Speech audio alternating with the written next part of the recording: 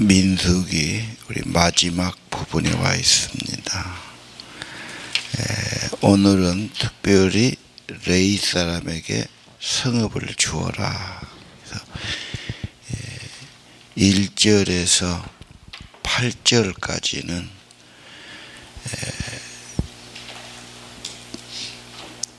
요단을 건너기 전 모압 평야에서 여호와께서 모세에게 주신 말씀이죠. 받은 성 중에 레위인을 배려해라. 그들에게 집터를 주고 목초지를 주어라. 하나님이 따로 한 것이 아니고 12지파에게 말씀하신 거죠. 그래서 그들이 받은 것 중에서 제사를 위해서 레위인들을 그렇게 하는 거죠. 레위인들은 찬양을 하기도 하고 성전에 봉사하기도 하고 그 중에서 제사장이 나오기도 하고 그랬지 않습니까? 그리고 가장 중심된 땅을 주어라 그랬습니다. 그리고 레위인의 성읍 중에서 도피성을 하게 해라. 그게 지금 8절까지 말씀이에요. 레위인에게 자기 살 터전을 마련하고 공급해라. 또 여기서 우리가 보면은 어떤 사람은 자비량으로 내가 사는 것이 좋습니다. 바울도 텐트 메이커 있지 않았습니까? 내가 매이지 않고 내가 좀 자유롭게 내 하고 싶은 일도 하고 주일도 하면서 살겠습니다. 그럴 수 있어요. 그러나 성경에 곡식 떠는 소의 입에 망을 씌우지 마라. 소도 한 입을 먹게 하라 그 말이에요. 그래서 그 먹고 힘을 내서 일을 하라 그 말이거든요. 역시 목회자는 목회지에서 전념하고 거기서 공개를 받는 게 좋습니다. 예를 들면 미국 같은데 흑인 교회는 절반 이상이 그 목회자들이 운전을 하든지 청소하든지 페인트를 칠하든지 자기 가게를 하면서 주말에만 와서 목회를 한단 말이에요. 근데 그렇게 이중 일을 하다 보니까 다 잘 안 돼요, 사람이. 그래서 해보면은 하나 해도 쉽지 않은데 이것저것 하면은 다 서로 안 되는 겁니다. 그래서 어차피 그거 좀 매해야 된다. 그리고 교회는 그들을 공급할 의무가 있다. 그리고 한 식구로 생각하란 말. 왜? 나하고 영혼의 양식을 함께 먹는다. 내가 육신도 중요하지만 내 영혼도 참 중요하다. 그래서 목회자들을 우리 집의 한 식구로 생각해서 우리 식구가 4명이면 밥 한 그릇 하나 더 얻는다 생각을 하는 거죠. 그래서 공급을 하고 공개하고 그렇게 하는 겁니다. 자, 1절에서 오늘 8절까지 많이 받은 사람은 더 많이 드리고, 언제나 그 비율이 그렇습니다. 적게 받은 사람은 적게 드리고, 내게 주신 수입에 따라서, 그렇죠? 내게 주신 수입과 축복에 따라서 드리는 겁니다. 그 다음 9절 이하는 도피성을 만들어라 그랬어요. 도피성은 실수로 사람을 죽였어요. 죄 중에 사람 죽인 죄가 참 크지요. 왜? 가장 소중한 남의 생명을 빼앗았으니까. 제일 큰 피해는 생명을 빼앗는 거지요. 물론 자기 재산을 흠을 내고 뭐 다른 거 가져가고 그것도 힘들지만 자기 가족 재산을 누가 가족을 누가 죽였다. 그럼 배상할 수가 없잖아요. 생명이 가장 소중하기 때문에 이거 큰 죄입니다. 그러나 실수로 과실이죠. 과실로 치사한 사람 어떻게 할 거냐. 그들을 위해서 도피성을 주고 15절에 보면 이것은 누구나 갈 수 있다. 외국인도 되고 상인도 되고 누구든지 적용된다고 말씀했어요. 그러나 16절에서 21절까지는 사람을 죽이려고 마음먹은 사람, 그렇죠. 실수가 아니고 특히 손에 든 것이 중요해요. 쇠를 들었다든지 아주 큰 돌을 들었다든지 사람을 죽일 만한 무기를 들거나 큰 막대기로 사람을 때렸는데 죽였다. 그러면 그 사람은 죽여야 된다고 말해요. 그 당시는 우리나라처럼 사법제도나 헌법제도가 제대로 되지 않았어요. 그래서 하나님의 법률로 다 같이 했어요. 거기는 중동 지방은 이에는 이, 눈에는 눈이었단 말이에요. 그래서 보수를 하게 했어요. 자기들이.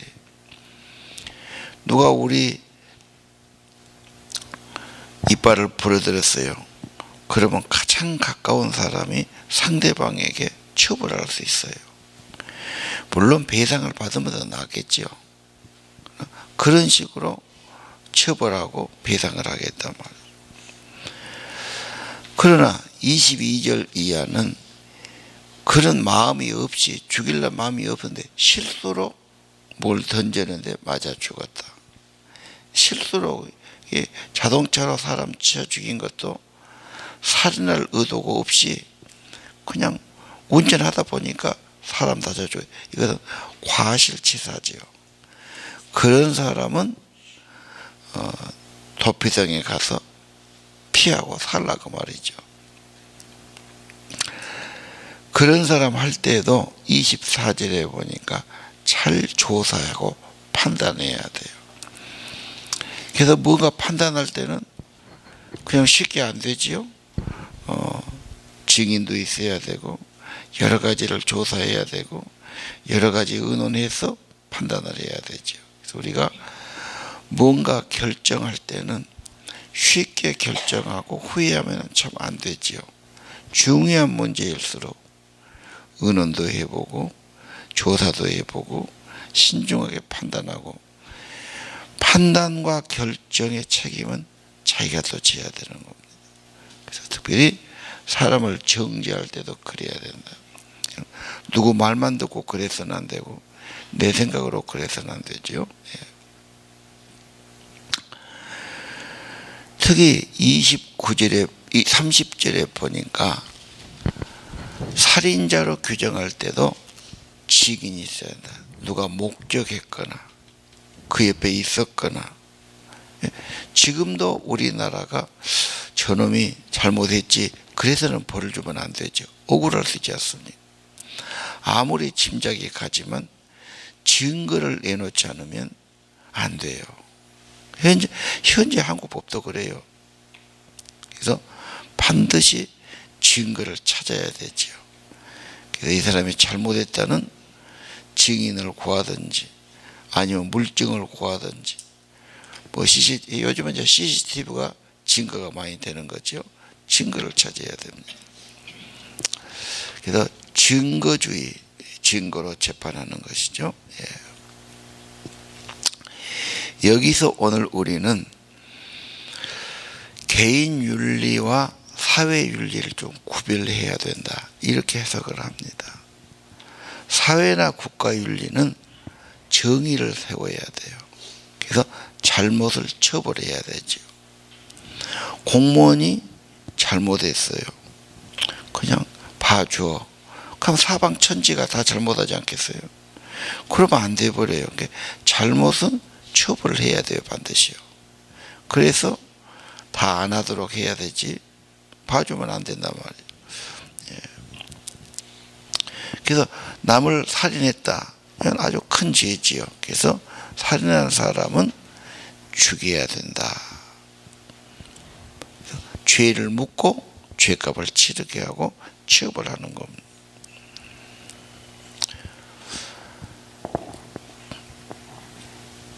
그러나 개인이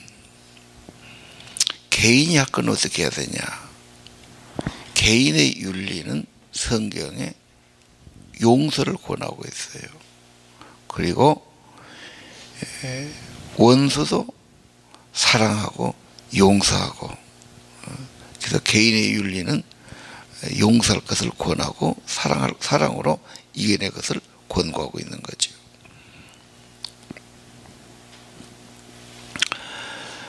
자, 죄는 국가의 정의를 위해서 심판해야 되고, 그러나 그래서 죄를 볼 때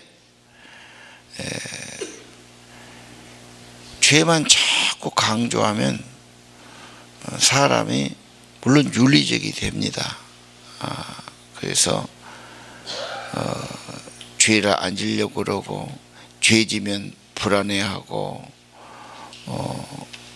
그런 사람은 꿈만 나쁘게 꿔도 회개를 합니다. 내가 왜 그런 마음을 먹어가지고 이렇게 나쁜 꿈을 꿨을까. 그리고 나중에는 자꾸 회개하다 보면은 또 회개하고 또 잘못하고, 나중에는 그냥 죄송스럽기가 그지없고, 그것까지는 좋은데 신앙생활에 기쁨이 없어져요. 항상 죄송하고 항상 고민스럽고 그렇습니다. 그런 사람에게 오늘 도피성 9절에서 15절입니다. 죄인도 하나님은 배려를 하셨고, 살 길을 만들어 놓으셨고, 용서받는 길을 만들어 놓으셨죠. 도피성은 예수 그리스도입니다. 도피성은 누구나 갈 수 있게끔 제일 중앙에 3개씩 양쪽으로 만들어 놨어요. 그래서 그냥 부지 중에 잘못하고 실수했지만 보복당하고 죽임당하지 않게 해서 그리 가면은 그 도피성 안에 머물면 누구도 해치지 못하겠다만. 자, 도피성 한번 볼까요? 도피성이 6개인데, 도피성이 게데스, 의롭다는 뜻이에요. 진정한 도피성은 죄인이 사죄를 받고, 의롭다는 선언을 받아야 돼요. 그 말은 법적으로 무죄 판결을 받아야 돼요. 지금 국회의원 나올 사람이 고소를 당하고 1심에서 징역 1년을 받고 2심에서 10개월을 받고 벌금 100만 원 이상 받으면 그 사람은 국회의원 못 나와요. 근데 이번에 대법원에서 무죄 판결을 받았죠. 다시 나올 수 있죠. 그러면. 그래서 이 무죄를 판결받는 거 굉장히 중요합니다. 자, 의롭담을 받는다. 의라는 뜻인 거예요. 두 번째 도피성은 세겜이에요. 세겜은 어깨란 뜻입니다. 그 말은 우리의 짐을 져주신다. 내가 짐을 나 혼자 가지고 있는 것이 아니라 내 짐을 지시는 분이 있어요. 그분 앞에 나가서 나를 맡겨요. 내 짐도 맡겨요. 거기서 쉼을 얻는 겁니다. 세 번째는 헤브론이요. 헤브론은 교제란 뜻입니다. 우리가 하나님하고 가장 가까운 사이가 되고, 기도로 교제하고 아뢰 기도하고, 이런 교제는 그리스도 안에서 그리스도를 통해서 교제가 됩니다. 사실 신앙생활은 하나님하고 교제하는 겁니다. 그게 기도고 말씀 받는 거고 신앙이죠. 교제할 때 생명을 얻어요. 쉽게 말해서 은혜 받고 기쁨을 얻죠. 그 다음에 베셀이라는 땅입니다. 베셀이라는 도피처는 요새란 뜻입니다. 내 삶을 거기 가면 보호해 주셔요. 어느 누구도 주님 안에 있는 나를 해치지 못하지요. 안전지대란 말이에요. 라못입니다. 그 다음 도피성은 라못은 높음이란 뜻이에요. 그리스도와 교제하고 그리스도의 손을 잡고 그리스도와 살면 항상 우리의 삶을 승리로 높음으로 만들어 주셔요. 죄는 인간을 자꾸 끄집어내려서 비참하게 하고 구렁텅이에 쳐놓고 수치를 받게 해요. 그리스도는 우리를 자꾸 신분도 높여주시고 우리의 삶을 높이 만들어 주시는 분이죠. 마지막 도피성은 곤란이에요. 곤란은 원이란 뜻이죠. 원은 완성이란 뜻도 돼요. 그리스도 안에 있을 때 우리의 인생은 행복하고 높임을 받을 뿐 아니라 우리의 삶의 완성이 거기서 돼요. 창조하신 하나님의 원리가 그래요. 사람이 볼 때는 뭐 높은 지위를 가져야 되고 뭔 돈을 많이 가져야 되고 뭘 모두 가져야 된다고 생각해요. 그것은 육신에 불과해요. 정말 그 사람의 본질은 그리스도 안에서 온전함을 얻고 의를 얻고 사랑을 받고 우리 인생의 행복과 완성이 되는 거지요. 그래서 이 도피성은 현재는 그리스도다 말이에요. 언제든지 그리스도로 가라는 말이에요. 가면은 용서를 받고 평안을 얻고 교제를 얻고 보호를 받고 은혜를 입는 거지요. 예. 자, 오늘 다시 한번 2월 25일 목요일 레위 사람에게 성을 주어라. 신앙은 하나님의 사랑이고 뭔가를 드리는 겁니다. 받은 대로예요. 이게 공평한 거지요. 내가 좀 더 많이 가졌으면 더 많이 드리는 거고 적게 가졌으면 적게 드리는 겁니다. 헌금은 봉사와 함께 신앙의 온도계입니다. 교회들이 기도가 약하고 말씀이 은혜가 약하면 몇 달 지나 보면 교인들의 헌금이 떨어져요. 그래서 1,000만 원 나올 헌금이 700만 원 나오고 심지어는 500만 원 이렇게 보고한 교회가 있어요. 근데 그 교회들이 다시 부흥을 하고 은혜를 받고 성령이 임하고 그러면 헌신을 하게 돼요. 시험 들면은 헌금부터 떨어져요, 사람이. 왜? 바치는 것 자체가 아까워요. 마음이 없어요. 안 바쳐요. 그럼 내 마음도 또 주님께로 안 가요. 점점 세상으로만 가는 겁니다. 자꾸 이유를 대고 구실을 대지요. 그래서 오늘 1절에서 8절은 신앙의 공동체, 신앙생활은 받은 데서 어느 부분을 드려라 그러지요. 그래서 하나님이 어차피 주신 겁니다. 많이 받은 지파는 레위인을 더 많이 내놓고 적게 받으면 적게 드려라. 내 영적 생활, 내 영적인 양식을 함께 하시는 분이다. 이렇게 생각하고 헌신할 것을 다시 한번 우리가 기도를 해야 되겠고 우리의 신앙이 흐트러지지 아니하고 갈수록 헌신은 높아지고 더 드려지고 더 쓰임받고 더 은혜를 있기를 기도하셔야 하겠습니다. 기도합시다.